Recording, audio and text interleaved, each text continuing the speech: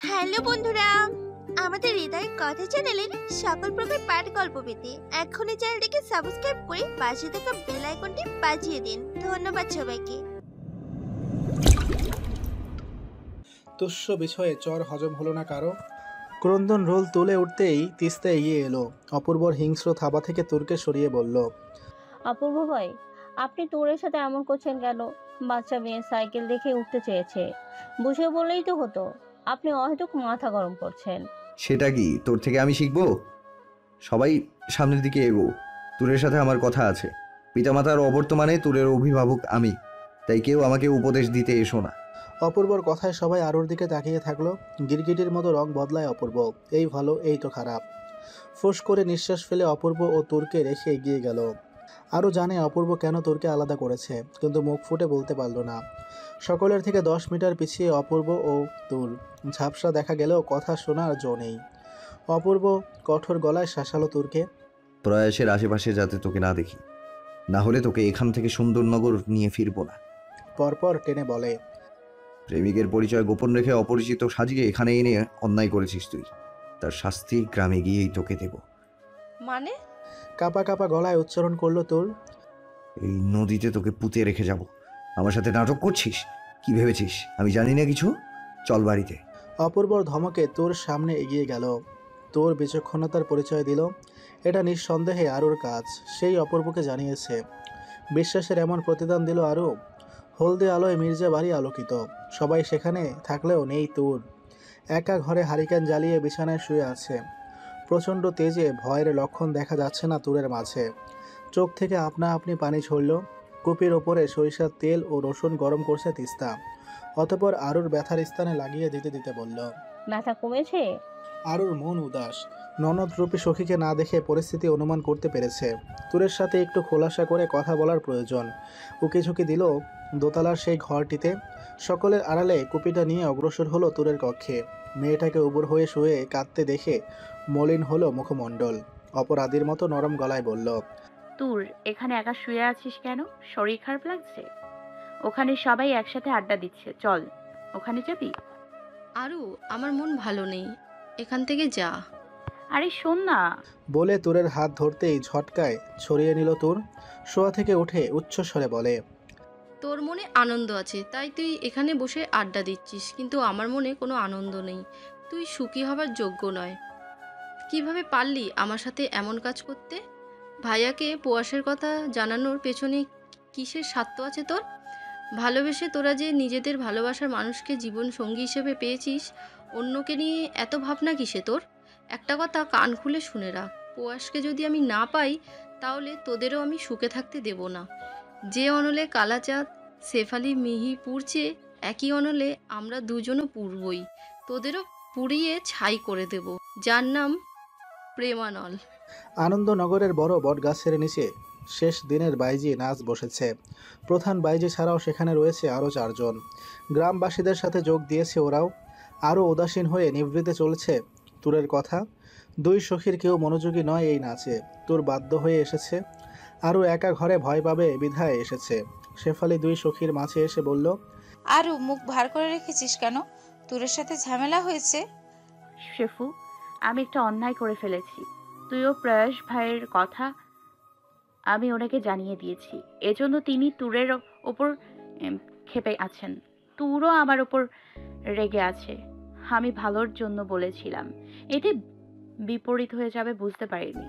আমি প্রেয়াস ভাইকে দেখে ঘাবড়ে গিয়েছিলাম। অপূর্ব ভাইয়ের এমন ব্যবহার অস্বাভাবিক নয়। একটা পরপুরুষকে এভাবে নাটকের মতো সাজিয়ে রাখা ন্যায় নয়, অন্যায়। আবার তোরের কষ্ট আমি অনুভব করতে পারছি। বলতে গিয়ে শেফালির চোখ হলো টলমল। না, আর তিয়াসের কথা সে ভাববে না। তার জন্য 4টা জীবন অনিশ্চয় হয়ে পড়তে পারে। এবার সে 1 পা এগোবে কালাচানের দিকে। বিনিময়ে কালাচান যদি 1 পা এগোয়, তবে শেফালি আবার 2 পা এগোবে। তাদের সম্পর্কটা অনিশ্চিত করবে না। আরুকে আশ্বাস দিয়ে বলল, এসব নিয়ে তুই প্যানিক করিস না।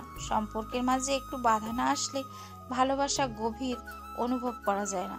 অপূর্ব ভ্রু কুঁচকে তাকালো উভয়ের দিকে। সময় ক্রমাগত পেরিয়ে যাচ্ছে। শীত গ্রাস করছে রাতকে। অপূর্ব সবাইকে পেরিয়ে পেছনে যেতেই শেফালি সামনে ফিরে এলো। আরুর পাশে বসে বাকিদের উদ্দেশ্য করে বলল, তোদের দেখা হলে বলিস, ফিরে যাব। কাঁধে হাত রেখে আরুকে নিজের বুকে জড়িয়ে নিল। আরু কেবল ক্লান্ত দৃষ্টিতে তাকিয়ে কাতর গলায় বলল, ভালোবাসার সংজ্ঞা জেনেও আপনি বারবার কেন এমন করেন? কেন ওর কাছে আমাকে অপরাধী করে দিলেন? প্রথমবার প্রণয়ের প্রিয় বোনের গায়ে হাত তুলতে আপনার বাঁধল না? নাকি ওর ভালোবাসার মূল্য আপনার কাছে নেই? তোকে এই প্রশ্নের উত্তর আমি দেব না। বোনকে মাথায় তুলে নেচে বাদর তৈরি করার চেয়ে শাসন করে মানুষ তৈরি করা আমার ভালো। তুই ঘুমা। অপূর্বর তেরা কথায় আরও মাথা তুলল। চোখ মুখে কঠোর ভাব এনে উঠে দাঁড়ালো। মির্জা বাড়ির অতিথি হওয়ার কারণে ওদের আসন সবার সম্মুখে। আরও প্রথম সারিতে গিয়ে তিস্তাকে বলল, তোমার সাথে বসবো। চেয়ারের কাছে রোগা পটকা দেহ তিস্তার। এক পাশে সেটে আরুকে বসার জায়গা করে দিয়ে মনোযোগী হলো নাচ দেখায়। আরও কেবল রাগের কারণে এখানে এসেছে। ঘুমে পল্লব ঢাকতে মিনিট 3 লাগলো না। তিস্তার কাঁধে মাথা রেখে পা তুলে বসে ঘুমিয়ে গেল। নাচ সমাপ্ত হওয়ার পর মুহূর্ত পর্যন্ত সবাই উপভোগ করলো সেই নাচ। দর্শকেরা টাকা উড়িয়ে দিয়েছে বাইজিদের দেখে। অপূর্ব তা করল না। ইস্কান্দার মির্জার পুতি হওয়ার দৌলতে বাইজিদের সম্মানী দিল হাতে তুলে। রেশমি নামের মহিলা অপূর্বর দিকে অবাক দৃষ্টিতে তাকালো। বয়সের কারণে তেজ কমে গেলেও সাজসজ্জার খুঁটি নেই। কৌতূহল নিয়ে বলল, কে তুই? আগে তো কখনো তোকে এখানে দেখিনি। আমি অপূর্ব আহসান, ইস্কান্দার মির্জার একমাত্র মেয়ে চম্পাকে চিনেন? আমি তার বড় ছেলে মোতাহার আহসানের ছেলে অপূর্ব আহসান। তুই চম্পার নাতনি? চম্পা কেমন আছে? চম্পাকে বলিস রেশমি সালাম পাঠিয়েছে। আগে আমার মা নাচ করতো, মায়ের সাথে এখানে আসতাম। চম্পা আমাকে কত ভালোবাসতো। রেশমির চোখে ফুটল অতীতের আসরের দৃশ্য। নিজেকে ধাতস্থ করে টাকাগুলো নিয়ে অপূর্বর মাথায় হাত রাখলো। তখন এগিয়ে এলো আরও ছাড়া সকলে। মেতে উঠল রেশমির সাথে। রেশমাকে বিদায় দিয়ে অপূর্ব লক্ষ্য করলো একটি ফাঁকা চেয়ারে জড়সড়ো হয়ে শুয়ে আছে আরও। পরিচিত বলতে ইলিয়াস আলী ছাড়া কেউ নেই আশেপাশে। অভিমানী আরুকে পাজা খোলা করে তুলে নিয়ে বাড়ির দিকে এগোলো অপূর্ব। বাকিরা হাঁটছে তার পিছু পিছু। মির্জা বাড়ি ঘুমে বিভোর। তবে এক নবদম্পতি শুতেই পারেনি বিছানায়। শেফালি হাঁসফাঁস করছে চাপা কথা স্ফুট করতে। কালাচান তার শার্ট খুলে কেবল স্যান্ডো গেঞ্জি পরে লেপের তলায় ঢুকলো। নোকিয়া মোবাইলে সাপ গেমস খেলতে খেলতে আর চোখে শেফালির দিকে এক পলক ফেলে, যার দরুন সাপের লেজ মুখ লেগে গেমস ওভার। চার্জে লাগানোর সুবিধা নেই এখানে। কালাচান ফোনটা বালিশের কিনারে রেখে বলল, ওখানে দাঁড়িয়ে কি করছো? কাল সকালে বের হব গ্রামের উদ্দেশ্যে। শেফালি চট করে বিছানায় উঠে বলল, আপনার সাথে আমার একটা কথা আছে, জরুরি কথা, শুনবেন? কেন শুনবো না? সবার কথার চেয়ে তোমার কথাখানে আমার কাছে গুরুত্বপূর্ণ। বলো। কালাচান আগ্রহ নিয়ে বলে, তবে শেফালি স্বাভাবিক হয়ে বলতে পারছে না। শেফালির কাজে বিরাগী হয়ে কালাচান চোখ বন্ধ করল। ফের শেফালি বলল, শুনবেন না আমার কথা? তুমি মুখে অনশন পালন করছো। অনশন পালন করলে খেতে পারবে না, কিন্তু তোমার ক্ষেত্রে ব্যতিক্রম। তুমি কথাও বলতে পারো না। অনশন ভাঙা অবধি আমার পক্ষে উপেক্ষা করা সম্ভব নয়। অনশন ভেঙে আমাকে ডেকো। কালাচান চোখ বন্ধ রেখেই বলল। ভাবাবেগ দেখা গেল না কালাচানের মাঝে। তবে কালাচানের চোখ বন্ধ থাকার কারণে শেফালির জড়তা কাটতে শুরু হয়েছে।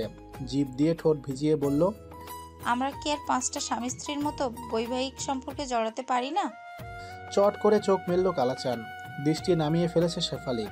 কানে সমস্যা হয়েছে ভেবে কনিষ্ঠ আঙুল দিয়ে পরিষ্কার করে নিল এক দফা। শেফালির মুখ বলে দিচ্ছে সে মিথ্যা শোনেনি। চাঁদ শূন্য আকাশ, ঘুটঘুটে অন্ধকার বিরাজ করছে সেই কামরাতেও। শেফালির থুতনি তুলে চোখে চোখ রেখে কালাচান বলে, আমি কি ভুল শুনলাম? আমার চোখের দিকে তাকিয়ে বলবে আরেকবার? অতীত ভোলা যায় না, আবার অতীত আঁকড়ে বাঁচা যায় না। তবে আমি বর্তমান নিয়ে বাঁচতে চাই। আমার মনের দহনের কথা আপনি জানেন। আপনার দহন আমি অনুভব করতে পারি। এর জবাবে কিছু বলল না কালাচান। মাথাটা আলতোভাবে ঠেকালো শেফালির ললাটে। ঘন ঘন শ্বাস নিল শেফালি। পৌঁছেছে প্রেম বার্তা। বেড়ে গেল উষ্ণতা। পৌষের শীত হার মানে তাতে। কালাচান যদি গড়ে নিতে পারে নিক না গড়ে, সমস্যা নেই, শুধু একটু আদরে সাজিয়ে নিক। সময় ও স্রোত কখনো কি কারোর জন্য অপেক্ষা করেছে? তারা তো বহমান। নিজের মতো ধাবিত হওয়াই এদের কাজ। আরুর ছোট পেট অনেকটা প্রশস্ত। 1 মাস 2 মাস 3 মাস পেরিয়ে গেছে 9টি মাস। পেট না ধরে চলাফেরা করতে পারে না আরও। কোনো কাজ আজকাল তাকে করতে হয় না। বংশে প্রথম সন্তান আসছে বলে কথা। আরও রোয়াকে বসে আমের আচার খাচ্ছিল। বেশ স্বাদের সেই আচার। প্রথম দিকে বমি দূর করতে খেলেও আজকাল অভ্যাসের কারণে খায়। আরুর জন্য গাছের ছাল নামক মশলা থাকে না, খেয়ে শেষ করে ফেলে। মল্লিকা কলতলা থেকে পানি এনে উঠানে রেখে বলে, তুই এখনো বসে আছিস কেন? দুলা ভাই না একটু পর তোকে নিতে আসবে। জামা কাপড় গুছিয়েছিস? বাবাইয়ের তো কোনো খবর নেই, কখন আসবে কে জানে। তাছাড়া আমার যা জামা কাপড় আছে ওগুলো টাইট হয়ে গেছে অনেক, তাই নিব না, মায়ের শাড়ি পরবো। আচার খেতে খেতে বলে আরু। তখনই বাড়িতে বৃষ্টি পান সুপারি হাতে প্রবেশ করলো ইমদাদ হোসেন ও অয়ন। আরুকে দেখেই ছুটে এসে জড়িয়ে ধরল, উত্তেজিত হয়ে বলল, বুবু কেমন আছিস তুই? পুচকে কেমন আছে? অয়নের কথায় একগাল হাসে আরু। 9 মাসের পেটের কারণে আরুকে আয়ত্ত করতে পারেনি অয়ন, তাই চোখ মুখ বেশ মলিন। অয়নকে সরিয়ে ইমদাদুলের হাত থেকে প্যাকেটটা নিয়ে বলল, বাবা কালকে আসবে বলেও কেন এলো না? রাগ করিস না মা, ট্রেন মিস করে ফেলেছিলাম, আসতে আস্তে আস্তে দেরি হয়ে গেছে, তাই রাত করে এলাম না। এমনিতে আমাদের গ্রাম ভালো নয়। ইমদাদুল হোসেন বাইরেই শানের উপর বসলো। বাড়ির একমাত্র দুলাভাই ও বেয়াইয়ের কণ্ঠ শুনে ফিরে এলেন অনিতা। প্রসন্ন হয়ে বললেন, এখানে বসলে কেন ইমদাদুল? ভেতরে এসো। পরপর বিরতি দিয়ে বললেন, তুমি সবসময় দুহাত ভরে খাবার নিয়ে আসো। তোমাকে কতদিন বলেছি খালি হাতে আসতে। নিজের শ্বশুরবাড়ি আবার মেয়ের শ্বশুরবাড়ি, খালি হাতে আসা শোভা পায় না। আমি এমনই আসবো, যদি এগুলো আনতে বারণ করো তবে আর আসবো না ভাবি। ইমদাদুলের কথায় অনিতা কান টেনে ধরল। বন্ধুত্বপূর্ণ সম্পর্ক তাদের মাঝে বিরাজমান। হয়েছে, আর ভাষণ দিতে হবে না, চুপ করে ভেতরে এসে বসো। সুমি, ইমদাদুল ভাই আর অয়নকে শরবত দাও। আমাকে নিয়ে তো ব্যস্ত হতে হবে না, আমি আরও আর অপু নিয়ে এখনই চলে যাব। ডেলিভারির সময় মেয়ে তার মায়ের কাছে থাকলে জোর পায়, তাই পারুল আমাকে পাঠিয়েছে। করা হুকুম, ওকে নিয়ে যেতে হবে। বলতে বলতে সবাই বৈঠকখানায় গিয়ে বসলো। সুমি ততক্ষণে নাস্তা এনে টেবিলে সাজিয়ে ফেলেছে। আরও আর আগের মতো কাঠের সিঁড়ি ভেঙে উপরে ওঠে না। এই অবস্থায় অপূর্ব তাদের বাড়ির মালামাল নিচে নামিয়েছে। আরও ঘর থেকে জামা কাপড়ের ব্যাগ নিয়ে বৈঠকখানায় আসতেই অনিতা বলল, বিকালে গেলে হবে না? অপু তো এখনো এলো না। দুপুরের খাবার খেয়ে বিশ্রাম নিতে নিতে অপু চলে আসবে। পারুল আরুর জন্য অপেক্ষা করছে, আমি আরুকে নিয়ে যাই, অপূর্ব বিকালে চলে এসে যাবে। ইমদাদুলের কথায় বাধ্য হয়ে সায় দিল অনিতা। নাস্তা খেয়ে রওনা হলো বাড়ির দিকে। আসার সময় রিক্সা নিয়ে এসেছিল বলে তেমন সমস্যা হলো না। অনেকদিন পর আরও এলো মৃধা বাড়িতে, সাথে এলো ময়না পাখিরা। পারুল আরুকে দেখে প্রসন্ন হয়ে জড়িয়ে ধরলেন রিক্সায় থাকতেই। অতঃপর হাত ধরে ধীরে ধীরে নামালেন। জড়িয়ে ধরে অয়নকে আদেশ দিল, তাড়াতাড়ি তোর চাচিকে ডেকে নিয়ে আয়, আরো আসলেই তাকে খবর দিতে বলেছে। অয়ন ছুটে গেল। চোখ মুখে প্রকাশ পেয়েছে উত্তেজনা। নয়না দিঘিতে কালের পাতিল ধুচ্ছিল। অয়ন দিঘির পাড়ে দাঁড়িয়ে বলে, চাচি বুবু এসেছে, মা আপনাকে ডাকছে। তুই যা, আমি হাতের কাজ শেষ করে আসছি। মাস্তে মাস্তে বলে নয়না। অয়ন শুনল না বোধহয়, কিংবা ইচ্ছা করে নয়নার আঁচল ধরে টানতে টানতে বাড়ির দিকে এগিয়ে গেল। নয়না আঁচল ছাড়াতে ছাড়াতে বলল, ছাড় অয়ন, আঁচল ছাড়, কেউ চলে আসবে। আমার হাতে মার খাবি কিন্তু। অয়ন, তোর মাকে বিচার দিব, ছাড়। আপনাকে বুবুর কাছে নিয়েই তবেই ছাড়বো। বলতে বলতে উঠানে নিয়ে গেল নয়নাকে। আঁচল ছাড়তেই নয়না পারুলকে উদ্দেশ্য করে বলল, অয়ন দিন দিন বেয়াদব হয়ে যাচ্ছে, আমার আঁচল ধরে টেনে নিয়ে এসছে। ইমদাদুল তীক্ষ্ণ দৃষ্টি নিক্ষেপ করতে অয়ন কাচুমাচু মুখ করে ফেলল। ভীত অয়ন ছুটে যায় সাবিতের কাছে।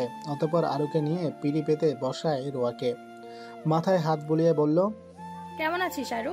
ভালো আছি চাচি, তোমরা কেমন আছো? ভালো আছি। আপু আসেনি? উনি রাতে আসবে। সাথী সিথি ওরা কোথায়? কতদিন হয়েছে ওদের সাথে কথা হয় না, ডাক দাও, কথা বলি। পেটে হাত দিয়ে হাঁপাতে হাঁপাতে আরু বলে, রিকশায় ঝাঁকানিতে বেসামাল তার অবস্থা। আরুর তখনকার ছাগলছানা মিঠু এই নিয়ে 4 বার ছানা দিয়েছে। উঠানের এক পাশে মিঠুকে বেঁধে রাখা হয়েছে ছানা নিয়ে। ছানা দুটো খেলা করছে। আরও দুহাত বাড়িয়ে আয় বলতেই ছানা দুটো ছুটে এলো, মিঠু এলো না। চোয়ালের নিচে হাত রাখতেই ছানা যুগল পল্লব বুঝে অনুভব করতে থাকলো সোহাগ। আরও কৌতূহল নিয়ে বলল, মা, মিঠু ওভাবে বসে আছে কেন? কি হয়েছে ওর? মিঠুকে বোধহয় সাপে ছোবল দিয়েছে, সারা শরীর ঘা হয়ে গেছে। কালকে পশু হাসপাতালে নিয়ে গিয়েছিলাম, ডাক্তার ইঞ্জেকশন দিয়েছে, সারা শরীরে মাখার জন্য একটা মলম দিয়েছে। বলেছে ছানা দুটো যাতে মায়ের থেকে দূরে রাখি। দুধ ছাড়া কি খাবে ছাগল দুটো? প্রিয় ছাগলের এমন কথা শুনে আরও উঠে এগিয়ে গেল। মাটিতে বসে কোলে তুলে আদর করতে থাকে। ছাগলের দেহের বিভিন্ন অংশ পচে দুর্গন্ধ ছড়াচ্ছে, বোধহয় বেশি দিন বাঁচবে না। ফোঁস করে নিঃশ্বাস ফেলে দিঘিতে নজর রাখতেই মাছের বুটবুট দেখতে পেল। প্রসন্ন হয়ে বলল, মা, মাছগুলো অনেক বড় হয়েছে তো, একটা মাছ ধরো না, আজ মাছ দিয়ে ভাত খাবো। আচ্ছা, তুই এখন ঘরে চল। পরপর আশেপাশে তাকিয়ে মিলাতে পারল না অয়নের হদিশ। অপরাগ হয়ে ইমদাদুল হোসেনকে বলল, আপনি এখানে থাকবেন, ছানা দুটো যাতে মায়ের দুগ্ধ খেতে না পারে। আমি আরুকে ঘরে দিয়ে আসি। বলেই আরুকে ধরে ঘরে নিয়ে গেল। আরুর ঘরটিতে রেখে ফ্যান চালু করলো। আরু মায়ের হাতটি ধরে বলল, মা, তুমি একটু আমার মাথায় হাত বুলিয়ে দেবে? রাত হলেই পাখি পেটের ভেতরে নড়াচড়া করে, পায়ের দাগ স্পষ্ট দেখা যায়, ব্যথায় চোখ ঝাপসা হয়ে আসে। ওনাকেও ঠিকমতো ঘুমোতে দেই না, আমিও ঘুমাই না, চোখের নিচে কালি পড়ে গেছে। আমাকে একটু ঘুম পাড়িয়ে দেবে মা? তুই থাক, আমি 1 মিনিটের ভেতরে আসছি। পারুল বিছানা ছেড়ে আরুকে রেখে দিঘির দিকে গেলেন। দক্ষিণের জানালা খুলতেই দমকা হাওয়া আরুকে ছুঁয়ে দিল। অনুভব করলো পুরনো দিনের কথা। এই ঘরে কাটানো দৃশ্য ভেসে উঠল চোখের পাতায়। পেছনে তাকিয়ে দেখলো পারুল উজু করে এসেছে। আরুকে নিজের কোলে নিয়ে মধুর কণ্ঠে দোয়া পড়তে শুরু করলো জিকির। আরুর ছটফটে প্রাণ সেই কণ্ঠে শীতল হয়ে এলো। অষ্টদয় নাড়িয়ে নিজেও ব্যক্ত করলো হরফ। নেত্রপল্লব ঝিমিয়ে নেমে এলো তন্দার রাজত্ব। ফোনের রিংটোন এক নাগারে বেজে চলেছে। সময় 5:15। অপূর্ব ফোন রিসিভ না করে পা থেকে মোজা টেনে খুলছে। বাড়িতে প্রবেশ করে আরুর আসার কথা শুনেই চলে এসেছে এখানে। অপূর্ব ফোন রিসিভ করে কানের কাছে নিয়ে বলে, হ্যালো মাহাত, আমি আজ 4:30টায় বের হয়েছি, তাই তোমার সাথে দেখা হয়নি। আশেপাশে খুঁজেও তোমাকে পাইনি। চিরচেনা কণ্ঠ শুনে আরও তাকালো। মুচকি হেসে মাথাটা অপূর্বর কোলে রেখে জড়িয়ে ধরল কোমল। অপূর্ব ওপাশের কথা আর শুনল না। কল বিচ্ছিন্ন করে আরুর মাথায় হাত চালিয়ে বলল, লম্বা একটা ঘুম দিলি শুনলাম, তা ঘুমানোর আগে কিছু খেয়েছিস? না, তবে অনেকদিন পর নিজেকে ফ্রেশ লাগছে। এতদিন ঘুমের কারণে মাথা ঝিম দিয়ে থাকতো, আজ তেমন লাগছে না, তবে খুব ভালো লাগছে। তা আপনি কখন এসেছেন? আজকের পর্বটি যদি আপনাদের ভালো লাগে তাহলে অবশ্যই একটি লাইক দিয়ে দিবেন এবং কমেন্ট করে আপনার মূল্যবান মতামত জানিয়ে দিতে পারেন আমাদেরকে। আর যদি এই গল্পের পরবর্তী পার্টগুলো মিস করতে না চান তাহলে এক্ষুনি আমাদের চ্যানেলটিকে সাবস্ক্রাইব করে পাশের বেল আইকনটি বাজিয়ে দিন। ধন্যবাদ সবাইকে।